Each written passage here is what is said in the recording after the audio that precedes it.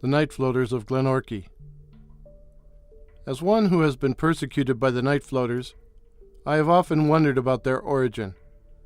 I heard the following from an old rummy in the Bucket of Blood, aka the Royal Oak Hotel, and I offer it for what it's worth. What are the night floaters? They have always been with us in many cultures. I only know for certain that they are real. All the young people knew about them while I was growing up, while the adults pretended nothing was happening. When I was in school, we called them bobs. The name refers to the ability of these malignant beings to detach their heads from the trunks of their bodies, the heads then being able to fly or float at will, or bob through the air like a buoy bobbing on a body of water. They fly through the night to feed on the blood, the flesh, and the sanity of their potential victims. But where did they come from? I still don't know. But here is the old man's tale. Once upon a time and back in the day, there was a village in Halton County named Glenorchy. At its height, it possessed farms, a blacksmith, a church, and a school, as well as a tavern and a still. Today, the only sign of it that still exists are the stone abutments of a short bridge which spanned the 16-mile creek. As it turns out, it was a fatal bridge. The tiny hamlet's one-room school had a kind and gentle teacher named Miss Rebecca. At age 19, she wasn't much older than many of the rude and rustic children she had to teach, and so had a hard time maintaining discipline among students more interested in pranks and hooky than reading, writing, and arithmetic. They were a boorish lot. Except for Timmy Sinclair. Timmy was a small, angelic child with a mop of unruly blonde hair and a sweet, high-pitched voice. He was the master of the spelling bee and seemed to grasp quantum mechanics by the age of 9. He easily outshone his classmates. In other words, he was perfectly detestable. Miss Rebecca sang Timmy's praises constantly, as he answered most of the questions she asked, and was always volunteering to help by washing the blackboard, fetching coal, etc., etc., etc., etc., until the other kids were sick of hearing, "Oh, thank you, Timmy. Oh, thank you. Thank you, Timmy. Oh, thank you. Oh." One day in the schoolyard, an older boy, one Archibald, said, "Sometimes I wish a teamster would run over Timmy, or that he'd have a bad fall, a real bad fall, out of a barn loft." "Or fall down a well and drown," Abner suggested. "Or fall into the crick," Nick said.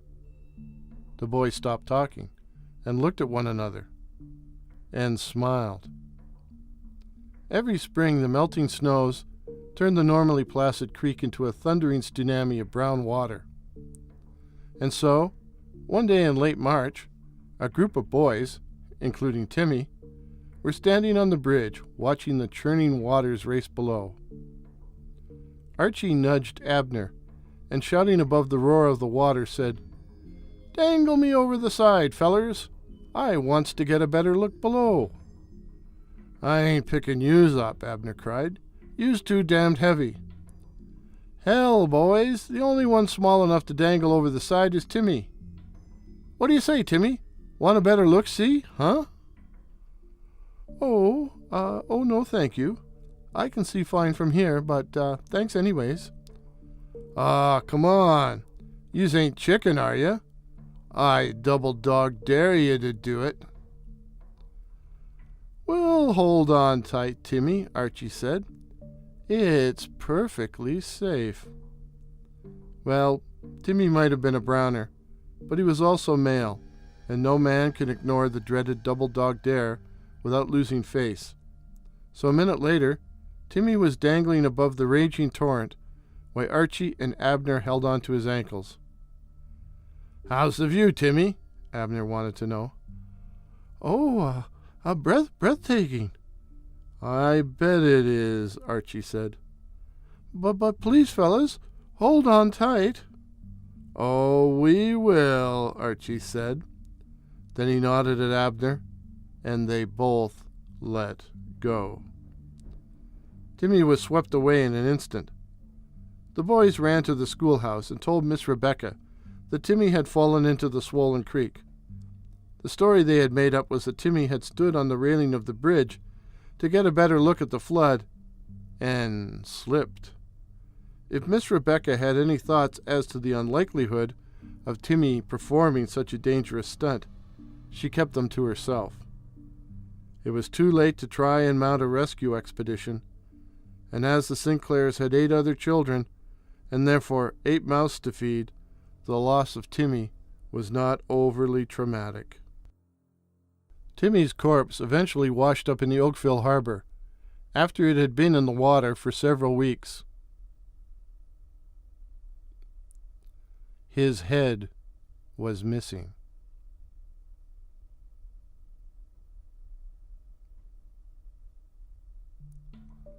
The night after Timmy's poor remains, minus head, were laid to rest in the tiny Glenorchy cemetery, Miss Rebecca was working by lamplight in the schoolhouse when she heard a noise, and Timmy's head floated through the open window.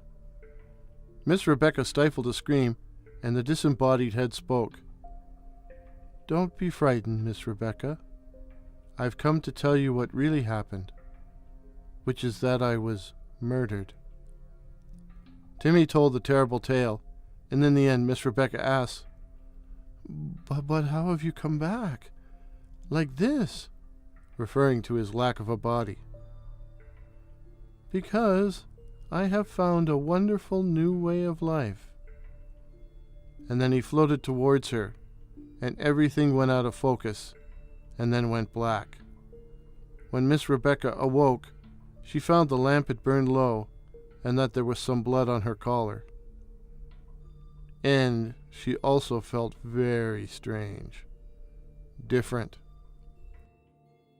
Over the next few weeks, the little community suffered under a nocturnal reign of terror, as, one by one, the kids involved in Timmy's murder were killed in many strange and various ways. Davy fell from the loft and broke his neck. Abner was found drowned at the bottom of an abandoned well. Nick drowned in the 16. One blustery night, Archie ran into the schoolhouse for shelter, only to discover he wasn't alone. "Miss Rebecca, why are you still here?" "I think I could ask you the same, Archibald. What are you doing here?" It's Timmy, miss. He's trying to kill me." "Timmy's dead, Archibald." "But he's come back. At least his head has. He's one of them Bob things." "Bobs don't exist, Archibald. And anyway, why would Timmy want to hurt you?" "Because we done killed him." In tears, Archie blurted out the whole truth, ending with, "He chased me down the lane, his head flying after me. Now he's outside, waiting to kill me." "And you want me to protect you?" "Please, miss." "You want me to protect you? A foul, disgusting murderer."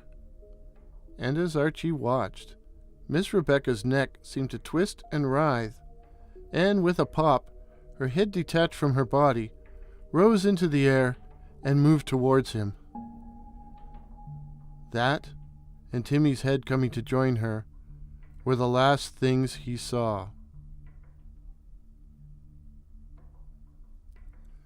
Archie's body was never found.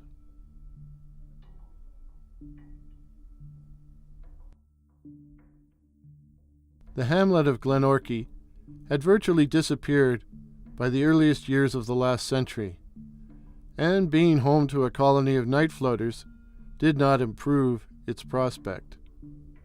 But now, with the growth and expansion of the Golden Horseshoe, Glenorchy will soon be overtaken by suburban streets with substantial homes and LED lighting. Suburban streets with substantial homes and LED lighting, and Timmy? And Miss Rebecca?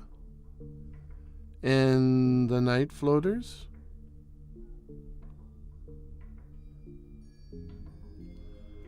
I double dog dare you to find out.